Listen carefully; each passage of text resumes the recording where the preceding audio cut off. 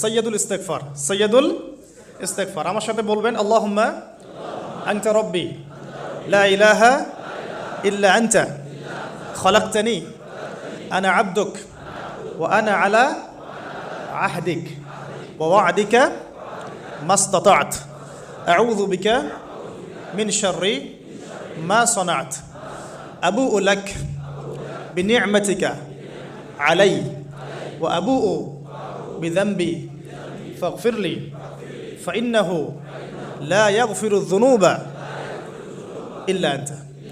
এই যে আমরা গত লেকচারে বলেছিলাম যে আমাদের ইবাদতগুলো অন্তঃসার শূন্য হয়ে যাচ্ছে এই কারণে, বিকজ আমরা অর্থটা বুঝি না। এই যে দোয়াটা আপনি করলেন, নবী সাল্লাল্লাহু আলাইহি ওয়াসাল্লাম বলেছেন যে এই দোয়া পড়ার পরে যদি কেউ সকালে পড়ে রাত্রের আগে মারা যায়, জান্নাতে চলে যাবে ইনশাআল্লাহ। রাতে পড়ে সকালের আগে ইন্তেকাল করলে জান্নাতে চলে যাবে ইনশাআল্লাহ।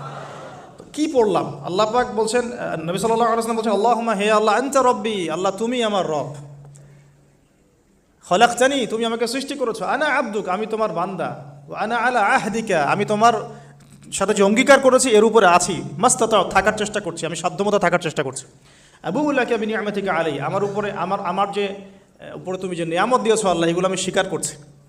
হে আল্লাহ, তুমি আমার উপর যত নিয়ামত দিয়েছো আমি স্বীকার করছি, ও আবুউ বিযামবি আমার যত গুনাহ আল্লাহ সব স্বীকার করছি। এইভাবে যদি বান্দা আল্লাহর কাছে দোয়া করে, আল্লাহ মাফ করবেন না?